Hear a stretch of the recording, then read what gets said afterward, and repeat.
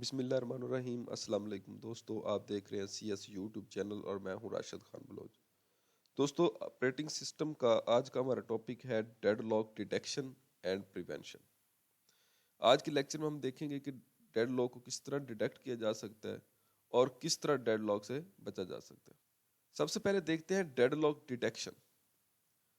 اگر تو سورسز جو ہے وہ سنگل انسٹنس رکھتے ہیں تو اس کیس میں ڈیڈ لاک ڈیٹیکشن کے لیے ہم کچھ الگوریتھم کو چلاتے ہیں اور وہ سورس ایلوکیشن گراف میں سے چیک کرتے ہیں۔ سورس ایلوکیشن گراف کو استعمال کیا جاتا ہے ڈیڈ لاک کو ڈسکرائب کرنے کے لیے، یعنی جو سورس ایلوکیشن گراف ہے وہ ڈیڈ لاک کو ڈسکرائب کرتا ہے۔ ریسورسز ایلوکیشن گراف کے اندر دو ٹائپس ہوتی ہیں، ایک ہوتی ہے پروسیس نوڈ اور دوسری ہوتی ہے ریسورسز نوڈ۔ اس گراف کے اندر پروسیس کو سرکل کی مدد سے ظاہر کیا جاتا ہے، جبکہ جو ریسورسز ہوتے ہیں ان کو ریکٹینگل شیپ میں ریپرزینٹ کیا جاتا ہے۔ اور سورس ایلوکیشن گراف کے اندر جو سائیکل کی پریزنس ہوتی ہے اس میں کچھ ڈیڈ لاک کے لیے سفیشینٹ کنڈیشنز ہوتی ہیں، یعنی ان کنڈیشنز کو فل کرنے سے پتہ چلتا ہے کہ ڈیڈ لاک ہے یا نہیں، یعنی ان کنڈیشنز کی مدد سے ڈیڈ لاک کو ڈیٹیکٹ کیا جا سکتا ہے۔ یہاں پہ دیکھیں ریسورس 1 ہے اور ریسورس 2 ہے اور دو ہی پروسیس ہیں، پروسیس 1 اور پروسیس 2۔ ہم نے دکھا تھا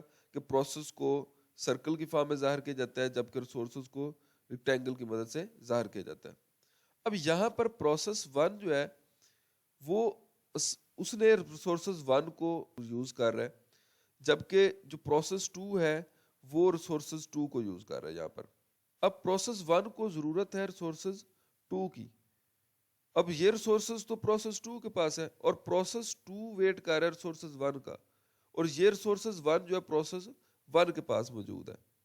اب یہ ریسورسز پروسیس 1 کو نہیں ایلوکیٹ ہو سکتا کیونکہ یہ پروسیس 2 کے پاس ہے، اس کو ایلوکیٹ ہوا ہے، اور ریسورسز 1 پروسیس 2 کو ایلوکیٹ نہیں ہو سکتا کیونکہ یہ پروسیس 1 کو ایلوکیٹ ہوا ہے۔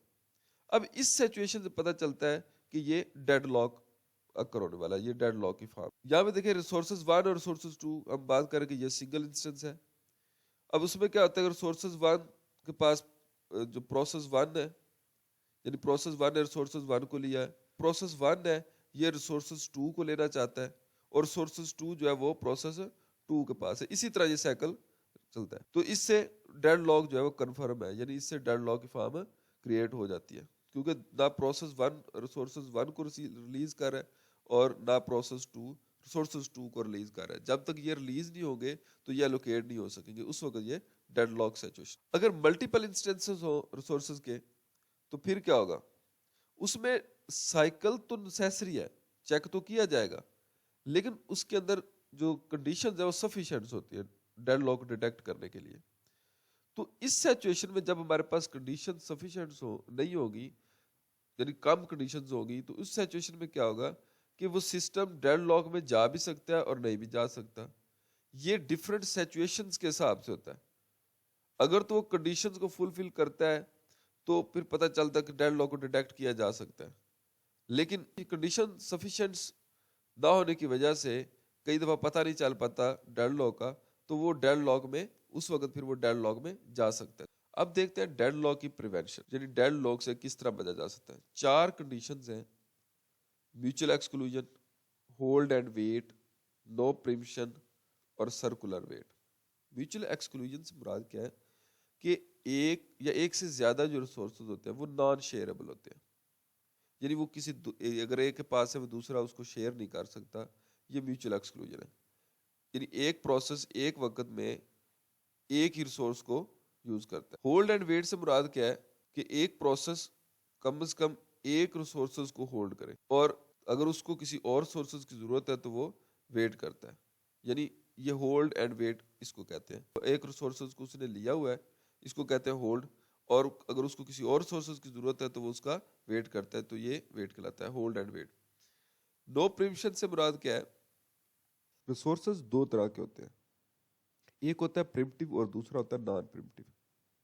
پریمپٹیو سے مراد کہ ایک ریسورس جو ہے وہ ملٹیپل پروسیس کو شیئر ہو جاتا ہے، جیسے کہ ہمارے پاس میموری ہے، ایک ہی وقت میں ڈیفرنٹ پروسیس میموری کو یوز کر رہے ہوتے ہیں اور وہ تمام پروسیس کو شیئر ہو رہی ہوتی ہے، یہ سچویشن پریمپٹیو ہوتی ہے۔ اور نان پریمپٹیو کیا ہوتا ہے کہ ایک ریسورس صرف ایک ہی پروسیس کے پاس ہو. اب وہ پروسیس جب تک مکمل نہیں ہوتا تو وہ ریسورسز کو ریلیز نہیں کرتا.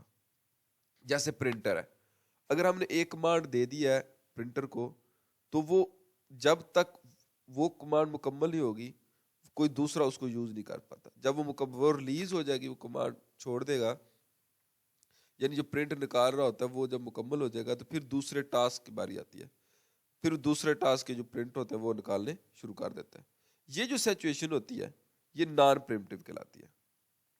ڈیڈ لاک سے بچا جا سکتا ہے کہ نو پریمپشن ہو, کہ ایک ریسورسز جو ہے وہ ایک ہی پروسیس کے پاس ہے, جب نہ کہ ملٹیپل پروسیس کے پاس. جب وہ پروسیس اس کو ریلیز نہیں کرتا, کوئی دوسرا پروسیس اس ریسورس کو یوز نہ کرے, تو اس وقت ہم ڈیڈ لاک سے بچ سکتے ہیں. کیونکہ ایک ہی وقت میں ایک پروسیس یوز کر ہوگا ریسورسز کو, تو دوسرے اگر کسی دوسرے کو ضرورت ہے تو وہ ویٹ کر ہوگا, تو یہ سچویشن نو پریمپشن ہوگی. تو اس سے بھی ہم بچ سکتے ہیں. سرکولر ویٹ یہی ہے کہ سیٹ آف پروسیس ہوتے ہیں جو کہ ملٹیپل ریسورسز کا ویٹ کر رہے ہوتے ہیں. تو جب ایک ریسورسز ایک پروسیس کے پاس ہوگا تو دوسرے تمام جو پروسیس ہو گئے جو اس ریسورس کو یوز کرنا چاہتے ہیں تو وہ ویٹ کر رہے ہو. تو یہ جو کنڈیشن یا سچویشن ہے اس کی مدد سے بھی ڈیڈ لاک سے بچا جا سکتا ہے. Thank you very much.